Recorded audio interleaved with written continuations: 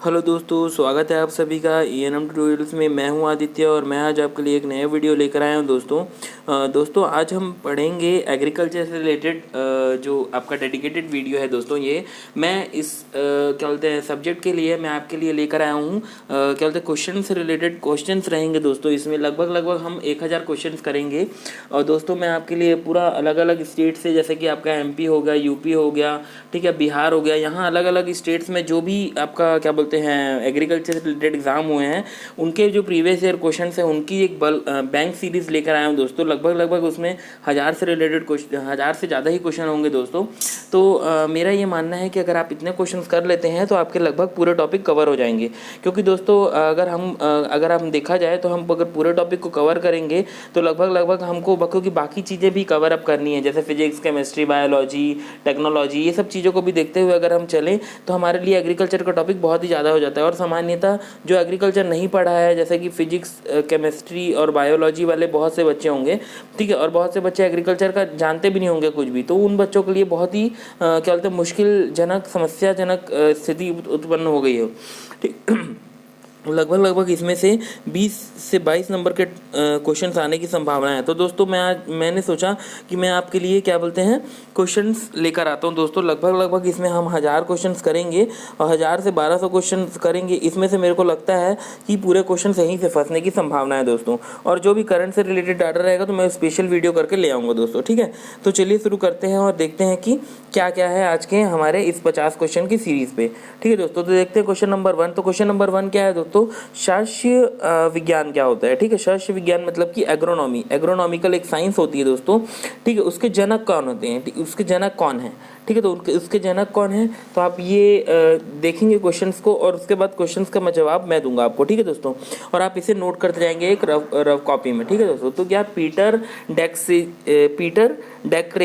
डेक्रेंजी, ठीक है, option number सी, ठीक है। ऑप्शन नंबर सी आप देख पा रहे होंगे, पीटर डेक्रेंजी करके जो है वही इसका सही उत्तर है, ठीक है दोस्तों, ये वाला ऑप्शन नंबर सी, पीटर डेक्रेंजी, ठीक है। क्वेश्चन नंबर नेक्स्ट में आते हैं दोस्तों। क्वेश्चन नंबर नेक्स्ट देखते हैं, शब्द एग्रोनॉमी की उत्पत्ति कहाँ से हुई। तो शब्द एग्रोनॉमी कहाँ से लिया गया, तो ये लैटिन ग्रीक है, लैटिन वर्ड है, अंग्रेजी है कि ये फ्रेंच से लिया गया। तो कहाँ से लिया गया, तो ये लो आपका लिया गया है आपका ग्रीक से, ठीक, ग्रीक वर्ड है ये, ठीक है दोस्तों। तो ये ग्रीक वर्ड है एग्रोनॉमी, ठीक है दोस्तों। ओके, नेक्स्ट में आते हैं, ठीक है। अंतर्राष्ट्रीय कार्बनिक खेती फेडरेशन, ठीक है, मतलब इंडियन आपका क्या बोलते हैं अंतर्राष्ट्रीय कार्बनिक, ठीक है, Indian federation of agriculture and foundation, ठीक है, की स्थापना किस वर्ष में हुई, ठीक है। इसकी स्थापना किस वर्ष में हुई, तो इसकी स्थापना हुई है आपका 1972 में, ठीक है दोस्तों। Option number C is correct, ठीक है, ऑप्शन नंबर सी करेक्ट है। अब आते हैं हम अपने नेक्स्ट में देखते हैं कि आगे क्या है।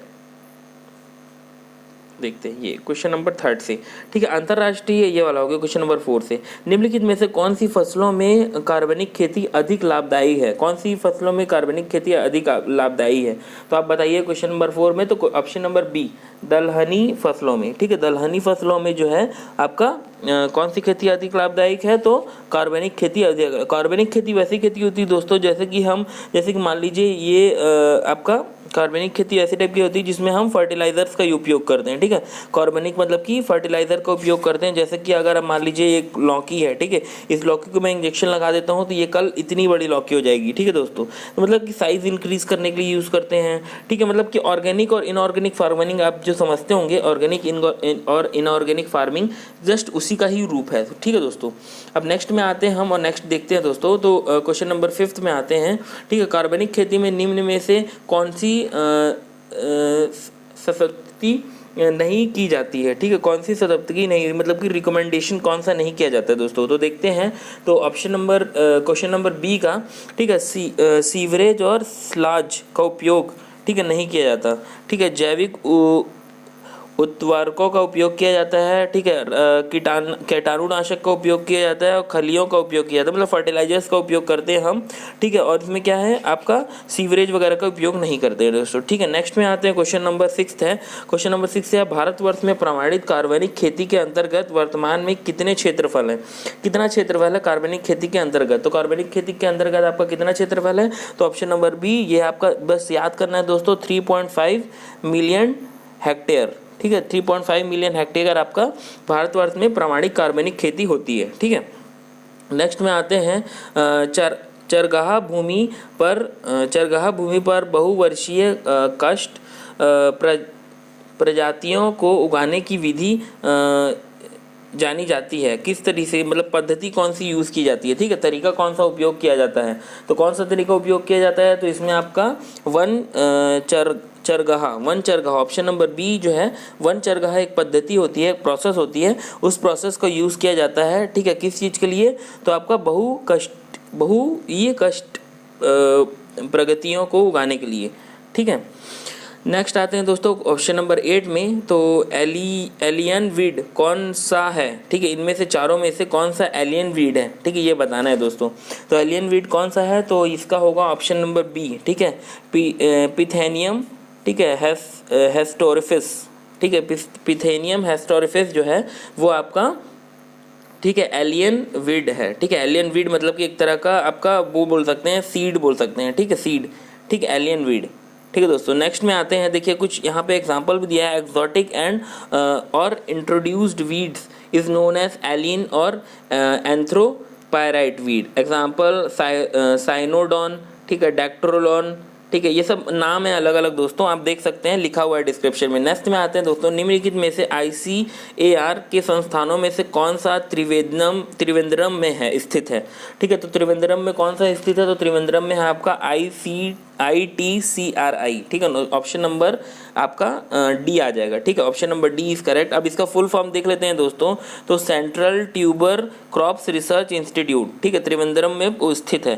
ठीक है। अब देख लेते हैं दोस्तों कुछ जैसे आलू का शोध संस्थान मतलब कि रिसर्च सेंटर कहाँ पे स्थित है, तो कुफरी शिमला में स्थित है, ठीक है दोस्तों। नेक्स्ट में आते हैं ऑप्शन नंबर बी, ठीक है, नेक्स्ट में आते हैं सेंट्रल टोबैको रिसर्च सेंटर कहाँ पे स्थित है, तो ये आपका राजमुंद्री में स्थित है, जो कि आपका कहाँ पे स्थित है, आंध्र प्रदेश में। दोस्तों इससे रिलेटेड मैंने अभी वीडियो बनाई है आपका रिसर्च सेंटर से रिलेटेड, आप इसको देख सकते हैं, क्योंकि एग्रीकल्चर में इससे रिलेटेड बहुत सी चीज़ें पूछी जाती हैं, ठीक है दोस्तों। नेक्स्ट में आते हैं कि आपका central plantation crop research centre कहाँ पे है, तो ये आपका केरला में है, ठीक है दोस्तों, ये आप देख पा रहे होंगे केरला में। नेक्स्ट में आते हैं दोस्तों क्वेश्चन नंबर 10 में, इनमें से किस फसलों में शंकर रोज का व्यवसायिक उपयोग नहीं हो रहा, ठीक है, किस में उपयोग नहीं हो रहा है, ठीक है। तो नेक्स्ट में देखते हैं दोस्तों किस में उपयोग नहीं हो रहा है, तो ये आपका ऑप्शन नंबर बी, गेहूं में उपयोग नहीं हो रहा है, ठीक है दोस्तों। नेक्स्ट में आते हैं क्वेश्चन नंबर 11 में, भारत एवं राजस्थान में उगाई जाने वाली सरसों की मुख्य प्रजाति कौन सी है, तो मुख्य प्रजाति कौन सी है, तो इसका है आपका बी जुनसिया, ठीक है, बी जुनसिया, option number B is correct, ठीक है दोस्तों। नेक्स्ट में आते हैं और देखते हैं कि आगे की बात क्या है, ठीक है दोस्तों। क्वेश्चन नंबर 12 में आते हैं और देखते हैं कि गन्ने की मुख्य उगाई जाने वाली जातियों की संख्या क्या है, तो गन्ने की मुख्य उगाई जाने वाली जातियों की संख्या 3 है, ठीक है दोस्तों। 3 टाइप की जाति की संख्या उगाई जाती है, ठीक है, मतलब कि एक तरह से आप बोल सकते हैं कि उनकी प्रजाति कौन कौन सी प्रजातियों की मतलब कौन कौन सी उसकी कैटेगरीज हैं, ठीक है, गन्ने की, ठीक है। तो पहला है सैक्रम और ऑफी सीनेरम, ठीक है, फिर उसके बाद सैक्रम बारबरी, ठीक है, फिर उसके बाद नेक्स्ट है सैक्रम साइनेसिस, ठीक है, ऐसा है। तो दोस्तों नेक्स्ट में आते हैं, ठीक है, सरसों के बीज की मात्रा प्रति हेक्टेयर कितनी होती है, ठीक है। अब ये क्वेश्चन जो है दोस्तों, ये क्वेश्चन आपका MP एग्रीकल्चर एग्जाम हुआ था उससे रिलेटेड पूरे क्वेश्चन हैं दोस्तों, ठीक है। तो देख लेते हैं MP में ये जो एग्जाम हुआ था उसी के पूरे क्वेश्चन मैं लेकर आया हूँ, प्रीवियस ईयर के क्वेश्चन उठाकर लाया हूँ। 50 क्वेश्चन है टोटल, 3 एग्जाम्स थे, उनको मिलाकर मैंने ये क्वेश्चन पेपर बनाया है दोस्तों, ठीक है। नेक्स्ट में आते हैं, सरसों के बीज की मात्रा प्रति हेक्टेयर कितनी होती है, तो कितनी है, तो होती है तो ऑप्शन नंबर डी 4 से 5 किलो होती है। 1 हेक्टेयर में 4 से 5 किलो सरसों उगाया जाता है दोस्तों। अब हेक्टेयर मतलब कि समझ लीजिए ये इतना एरिया है, इतने एरिया में 4 से 5 आपका केजी हेक्टेयर ही डाला जाएगा। अगर यहाँ पे 6-7 डाल देंगे तो दोस्तों यहाँ पे क्या सरसों का बीज उगना बहुत मुश्किल हो जाएगा और वो ग्रोथ नहीं हो पाएगी उसकी दोस्तों सही ढंग से। क्वेश्चन नंबर 14 में आते हैं, एक ही खेत में नारियल, काली मिर्च एवं हल्दी के साथ साथ फसल लेने वाली प्रणाली कहलाती है। कौन सी प्रणाली कहलाती है जिसमें हम 3-4 क्रॉप्स का, जैसे कि नारियल, काली मिर्च, हल्दी, ये सब का उत्पादन कर सकते हैं। तो कौन सी प्रणाली कहलाती है? तो ये बोलते हैं इसे मल्टी स्टेरॉइड क्रिपलिंग। ठीक है, मल्टी स्टेरॉइड और क्रेपलिंग। ठीक है, option number B is correct. ठीक है, अब आप इसका डिस्क्रिप्शन पढ़ सकते हैं दोस्तों, डिस्क्रिप्शन पढ़ लीजिएगा। वह क्वेश्चन नंबर 15 में आते हैं दोस्तों, क्या है? तो वह खरपतवार जो किसी भी परिस्थिति में किसान के किसी भी काम का नहीं है। ठीक है, मतलब ऐसा खरपतवार जो किसी भी परिस्थिति में किसान के किसी भी काम का नहीं है। तो क्या नहीं है?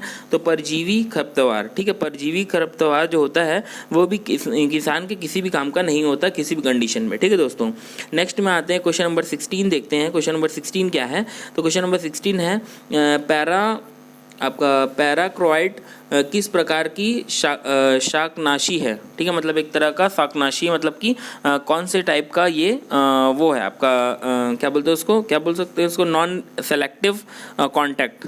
ठीक है, ऐसा दिया गया है इसमें। ये देखिए, आप देख पा रहे होंगे कि ये दिया हुआ है, ये देखिए, पैरोक्टिक एंड डायोक्टिक अवसरणात्मक संपर्क, मतलब कि नॉन सेलेक्टिव कॉन्टैक्ट। ठीक है दोस्तों, एक तरह के फर्टिलाइजर्स के नाम होते हैं दोस्तों अलग अलग, तो इससे आप कंफ्यूज ना हो, बस केवल क्वेश्चंस देखें और उनके आंसर्स को रिमाइंड करने की कोशिश करें। बार बार इस वीडियो को देखें ताकि आपको वो याद रहेगा दोस्तों। ठीक है, ठीक है, तो इसका ऑप्शन नंबर होगा, इसका ऑप्शन नंबर आपका बी। ठीक है, नॉन सेलेक्टिव।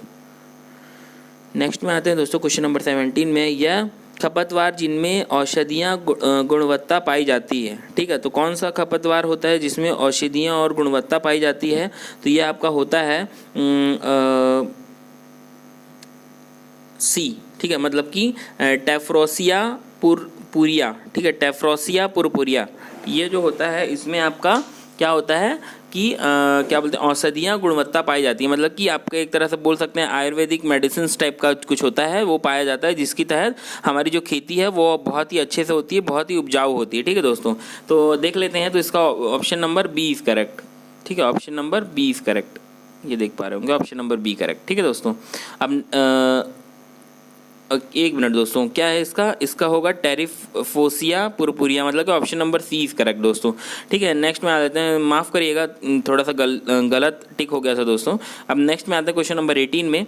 18 देख लेते हैं कि खरीफ दलहनी फसलों में फसल खरपतवार प्रतिस्पर्धा की कौन सी कृतिक अवस्था होती है? तो कौन सी कृतिक अवस्था होती है? जबकि आपका देख पा रहे होंगे आप, नीचे डिस्क्रिप्शन पे भी लिखा हुआ है कि जबकि रबी दलहनी फसलों में फसल खरपतवार प्रतिस्पर्धा की क्रांतिक अवस्था फसल बुआई से 30 से 45 दिन के अंदर ही होती है। ठीक है दोस्तों, ये चीज़ तो आपको समझ में आ ही रही होगी। तो इसके बाद आप जवाब दे सकते हैं, तो इसका ऑप्शन नंबर बी 15 से 30 दिन के भीतर। ठीक है दोस्तों, ये आप देख पा रहे हैं। क्वेश्चन नंबर 19 में आते हैं, मैथा को इंग्लिश में बोलते हैं साइप्रस रोटाडस। ठीक है, साइप्रस रोटाडस मतलब ये इसका साइंटिफिक नेम है। ठीक है दोस्तों, का वंशकाल चलता है। ठीक है दोस्तों, वंशकाल कब तक का चलता है इसके, मतलब इसका जो आपका ड्यूरेशन है कब तक रहता है? तो बीज द्वारा, ठीक है, तने के टुकड़े द्वारा। ठीक है, ऑप्शंस में से कोई सा एक बताना है। ठीक है दोस्तों, तो इसका हो जाएगा option number D is correct, गांठों द्वारा। ठीक है दोस्तों, गांठ जब बन जाती है उसके द्वारा। ठीक है, गांठों को बोलते हैं ट्यूबर्स। ठीक है दोस्तों, ट्यूबर बोलते हैं। मोथे के तने का क्या बोलते हैं आपका रूपांतरण है, इन्हें ट्यूबर्स के द्वारा मोथे का वनस्पति प्रवर्धन होता है। ठीक है दोस्तों, नेक्स्ट में आते हैं दोस्तों क्वेश्चन नंबर डी में। ठीक है, अब दीर्घस्थानिकता लॉन्ग प्रेसिस्टेंस वाला शाकनाशी है। ठीक है, क्वेश्चन नंबर डी में। ठीक है, इनमें से बताना है कौन सा है। ठीक है दोस्तों, तो देखते हैं कि पैरासाइट, ठीक है, पेंडा मिथेलिन, ठीक है, 2,4-D या फिर ग्लाइफोरिन, ठीक है, ग्लाइफोरिन होगा वो, 4th नंबर आप देख पा रहे होंगे, तो उसका जो है वो ग्लाइफोरिन है, ठीक है, ग्लाइफोसेट, ठीक है, ये देख लेते हैं। तो दोस्तों इनमें से सही उत्तर होगा आपका question option number D is correct, 2,4-D, ठीक है, 2,4-D शाकनाशी का अवशोष, ठीक है, रेसिडुअल इफेक्ट खेत में 3-4 सप्ताह तक रहता है, ठीक है, इनका जो इफेक्ट रहता है वो 3-4 सप्ताह तक रहते हैं। ऑप्शन नंबर आपका क्वेश्चन नंबर 21 में आते हैं, रुखड़ी स्ट्रिगा खपतवार किस फसल का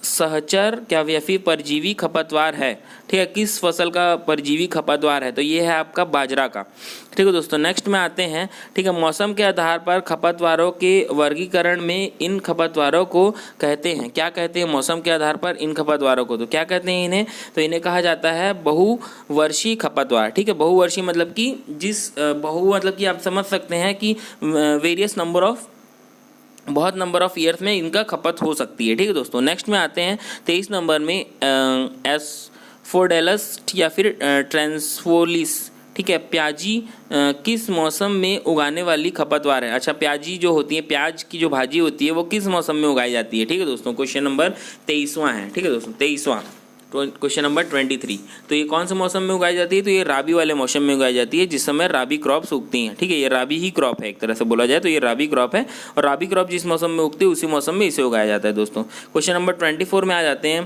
फैलेसिस माइनर एक मुख्य खपतवार है दोस्तों, ठीक है, फैलेसिस माइनस एक मुख्य टाइप की खपतवार है, तो कौन सी खपतवार है, तो ये देख लेते हैं क्वेश्चन नंबर 24 में गेहूं की खपतवार है दोस्तों, गेहूं के समय, ठीक है दोस्तों, इसे यूज़ किया जाता है।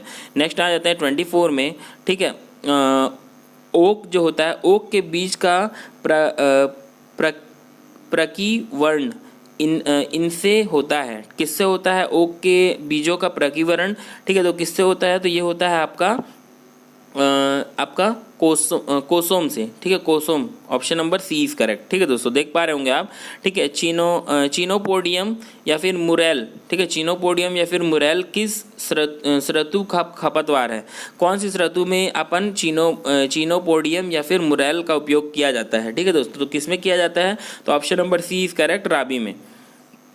नेक्स्ट में आते हैं दोस्तों, प्रभावी खपतवार नियंत्रण हेतु दलहन में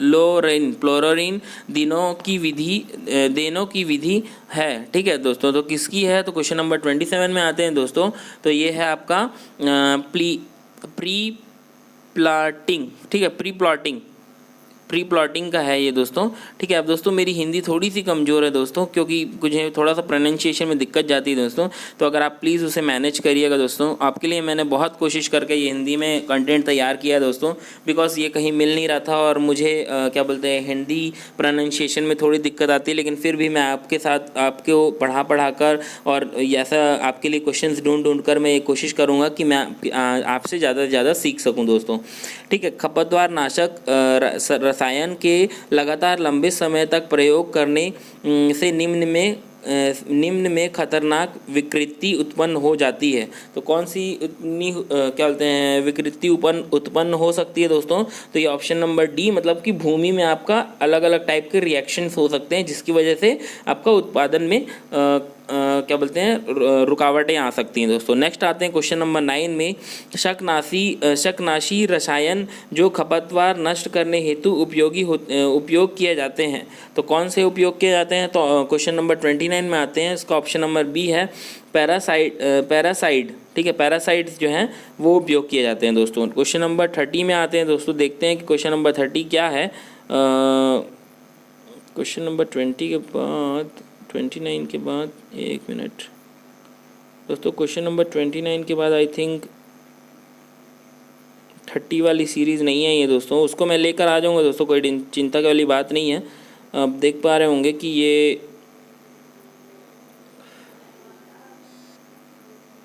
हाँ दोस्तों ये नहीं आया। अब चलिए क्वेश्चन नंबर की सीरीज़ कोई दिक्कत नहीं है, ये चेंज हो गई है। देख लेते हैं नेक्स्ट, अब इसको देख लेते हैं, और इसमें क्या है आपका ये देखिए द्विवर्षीय फसल का उदाहरण, कौन सा द्विवर्षीय फसल का उदाहरण है दोस्तों?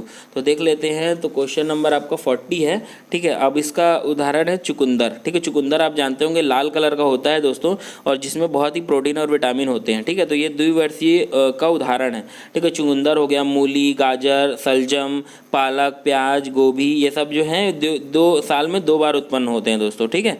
अब नेक्स्ट देख लेते हैं क्वेश्चन नंबर 41। लगभग 6 किलोमीटर ऊंचाई तक वायुमंडल दाब समुद्र सतह के मान का डैश होता है, ठीक है। कितना होता है? तो ये होता है आपका आधा होता है दोस्तों, ठीक है। हाफ होता है, हाफ 1/2, ठीक है दोस्तों।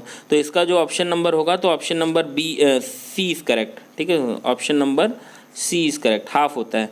एनीमोमीटर का प्रयोग डैश को मापने के लिए किया जाता है दोस्तों। अब ये आपको पता ही होगा, ये सब एग्रीकल्चर का क्वेश्चन है दोस्तों। लग रहा होगा कि आपको ये साइंस का क्वेश्चन है, लेकिन एग्रीकल्चर में ऐसे रिलेटेड क्वेश्चन पूछे जाते हैं, और ये भी एग्रीकल्चर का ही पार्ट है दोस्तों, ठीक है दोस्तों। ये मत सोचिएगा आपकी ये फिजिक्स और बायो का पार्ट है, साइंस का पार्ट है, यही भी एग्रीकल्चर का पार्ट है दोस्तों। तो देख लेते हैं। तो इसका जो होगा आपका 42 का उत्तर होगा, तो उत्तर इसका ए होगा, वायु की गति, ठीक है। एनीमोमीटर मापने के लिए। दलहनी फसलों में एक पैकेट राइजोबियम आपका कल्चर से कितनी किलोग्राम बीज को बीजोपचार किया जा सकता है, ठीक है। मतलब ये है कि अगर आप 1 ग्राम, जैसे अब सपोज टू बी मैं आपको बता रहा हूँ कि आप एक पैकेट अगर कोई बीज लेके आए हैं, तो उससे कितना आप उसका उत्पादन प्रोडक्ट आपको कितना मिलेगा, ठीक है।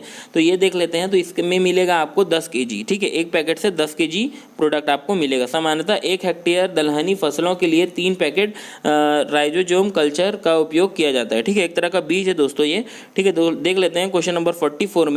धान की खेती के लिए